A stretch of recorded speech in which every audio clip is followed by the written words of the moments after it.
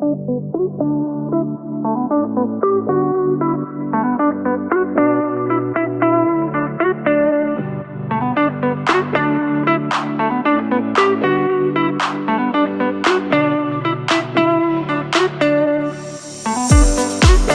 back to the XandO Sports Show. I'm your host, Ricky G. Stanley. Tonight is going to be a good one. The playoffs in full effect. We got the Bucks and the Hawks actually about to tip off in a couple minutes. But tonight we're going to start off a little bit of football. So even though I do this show, I watch a couple other shows, just to get some ideas or, just to get some insight on some things that they've done a lot longer than me. I'm going to leave that show nameless because they're not paying me to say their name. But the analyst, he has some very good topics. And he has some very good data. And so sometimes I look at him to see like how he look at certain things. And I may agree with it, may not. But so they came up with this list of top 10 quarterbacks under the age of 25. And he had a list and I did a list. So I'm going to read off his list first. And we're going to go from 10 to 1.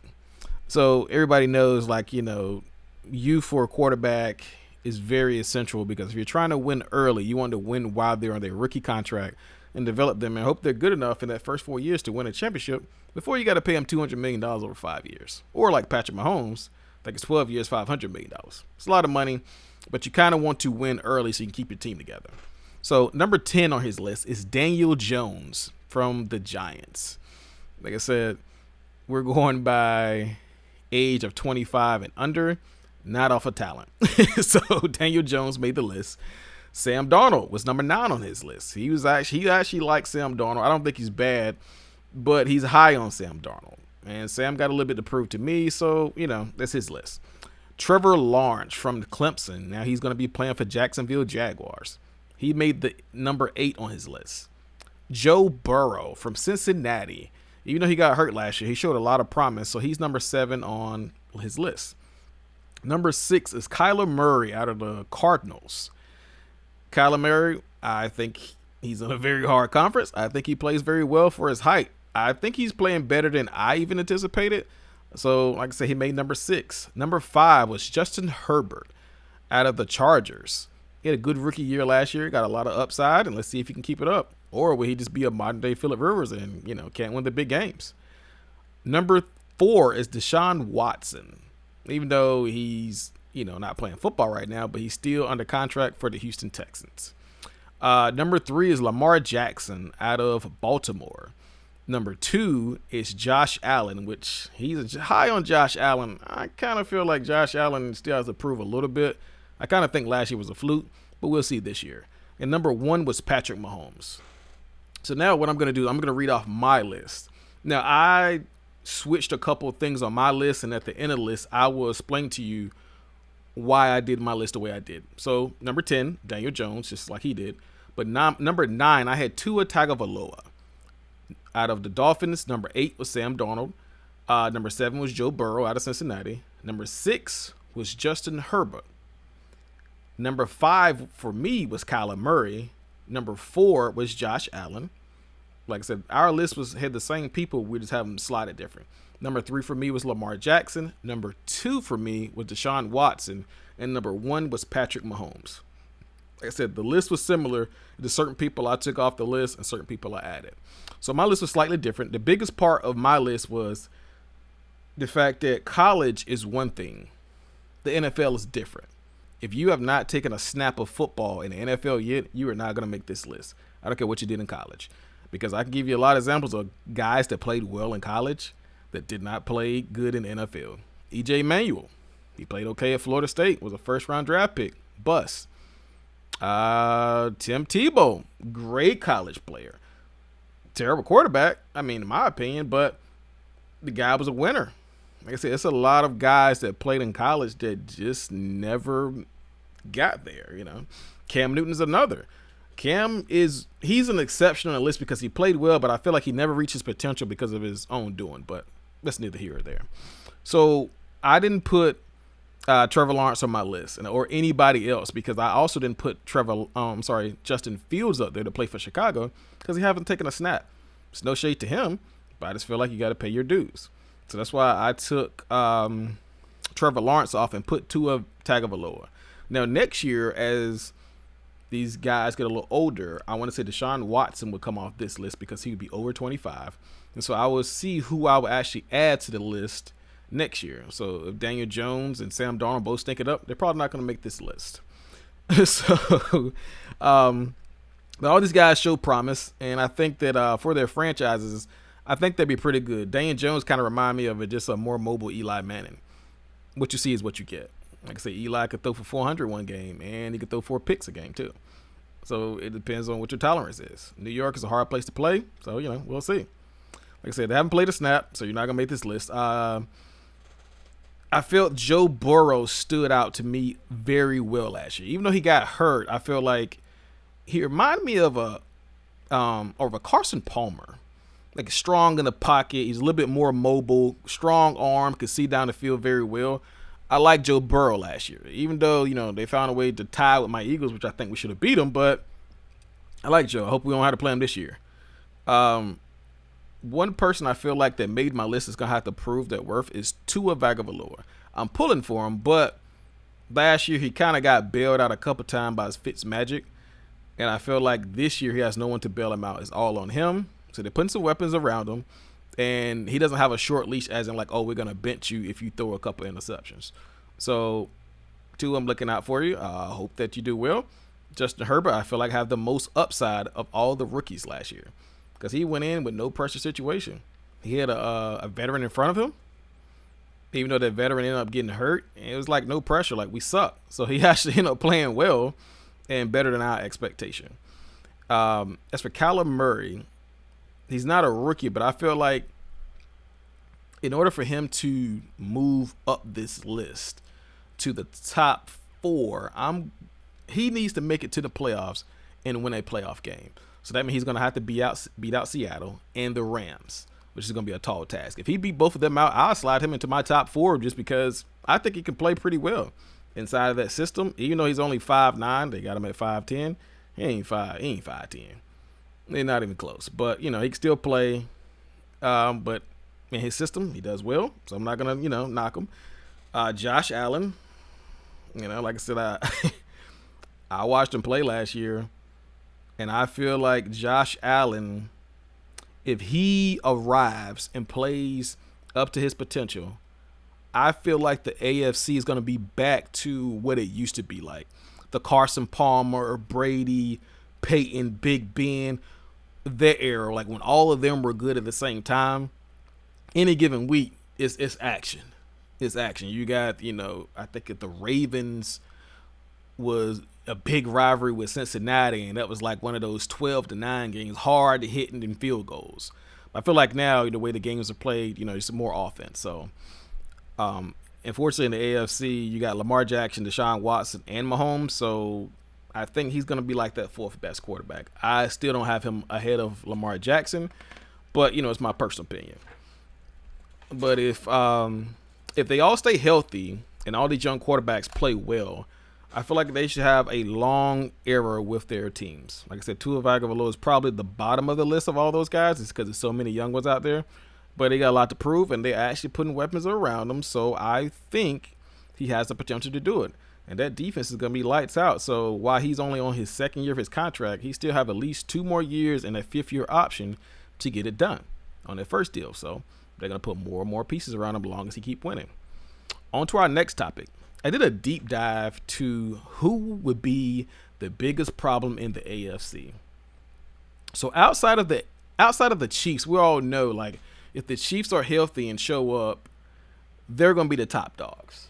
They're going to actually, okay, Atlanta is running Milwaukee for the first 5 minutes, okay. But the Chiefs are going to be the top dogs. But who are going to be next? And I kept seeing popping up everywhere with Julio Jones going to Tennessee. Everybody kept saying Tennessee is going to be their biggest threat. You got Julio Jones. You got Big Henry back there. You got Brown on the other side. And the defense is pretty solid. They got a defensive-minded coach. I think they're going to be very competitive. Like I said, their defense is nothing to sneeze at. But they're not my pick. And I know some people are going to laugh when I say this, but surprisingly, my pick, I can't believe I'm saying this, is the Cleveland Browns. Yeah, I know. The Cleveland Bad News Browns. I can't believe it, but I looked at them very closely for what they did last year, what they picked up, as well as what are they keeping. I feel like the Cleveland Browns is going to be the biggest threat to the Chiefs next year. Why? A, they have a very strong and dominant running game. They have two good running backs. I've seen times when one go down, the other one comes right in, and the third one picked up, I think when they played against Atlanta, and both of them were out. So like I said, they have a very strong running game. They have a top 5 offensive line, running and passing. That's kind of hard to have. Like, you might have a dominant run game, but the pass game may be mediocre. But these guys are putting up good stats with running the ball and passing the ball. So they have an excellent offensive line. They have a strong receiving core, and they're getting Odell Beckham Jr. back this year. I don't know what he'll do for that offense, but I know for a fact if you leave him on an island, he's going to score and he's going to put you on the highlight reel. So you're going to still have to deal with him. The pass rush is going to be scary. Whew. They already have that grown man on one side, and then they added Jadeveon Clowney on the other side. So that pass rush, like, who are you going to choose? Because the defensive tackles are nothing that sneeze at either. Then you got backers coming from everywhere. Then when they go to their, I think it's with the nickel package where they pull out a linebacker, add an extra DB, and they got all those DBs out there. You know, you got my guy, was it I keep calling him Cheerwine, Lord have mercy. Red Wine out there in the secondary. They got a lot of talent around them. Only piece that would stop them is if Baker Mayfield regresses. I think long as he stays strong with the running game, play action, and don't turn the ball over, I think the Cleveland Browns would be the biggest threat. Like I said, it's not saying that Tennessee won't be a threat to them, but I feel like the biggest threat to match up them from pound for pound on any given night would be the Cleveland Browns. Then I feel like the next biggest threat to them would be the Ravens. I don't think pound for pound they can hang with them, but I feel like the Ravens can beat them on a good night. If they control the ball, no mistakes, they're going to give Patrick Mahomes a loss. So I feel like those are my two top teams are the biggest threat, and then Tennessee. So moving on to track and field. Track and field is about to get very exciting. I want to take a moment to put some shine on this young lady, Jessica Ramsey. Holy moly donut shop. She is in the shot put. And for everybody that knows shot put, you know, you put it on the side of your neck, and her form was beautiful. She looked like a ballerina out there slinging that thing. She threw it 66.5 feet. 66.5. I'm sorry, no, 66.4 feet. And she actually broke the record for the trials. I've never seen a shot put thrown that way and that far, especially by a woman. Her form was flawless. Like I said, I've seen people do it. I used to mess with it in high school. I never did it I just did it just to try it. One of the hardest things I ever did. First of all, you got to have it on your neck. You have to hold it. Use your body, your weight, and you fling it. I probably could throw it 12 feet without dislocating the shoulder. So, no, I couldn't do it. Shout out to her. I'm looking forward to her competing in that in the Olympics in Tokyo. I also would keep it on my eye on Sha'Carri Richardson. She would be running the 100 meter. She opted out. I want to say I read that she opted out of the 200 because I want to say the 100 and the 200 are competing at the same time. So she couldn't do both. So I really want to see her in the 100 anyway. I feel like even though she's not that tall, the 200, I feel like she would dominate because she got some afterburners. So the 100, I want to see her race. I think it's Ashley from, I think she's from London. She ran the 9.72 the other day. So I can't wait. I hope they're both healthy. Nobody has no hamstrings or no issues. And I want to see them lock it up in the end. It's going to remind me of, I want to say it was like the Tyson Gay and the Usain Bolt race years ago. That was something to watch. I want to say Tyson Gay beat him in that one. But once Usain Bolt learned how to get out the blocks better, it got ugly after that. But, you know, win is a win. Like I said, she would not be competing in the 200. She will be in the 100. So by her not being in the 200, Allison Felix will be competing in the 200 meter this year. I'm looking forward to that because something happened to Allison. I don't really get into the politics of like what goes on outside of sports, but I didn't like that what I read. So when I was reading that Nike didn't necessarily drop her, but they cut her earnings from Nike by 70% because she was pregnant.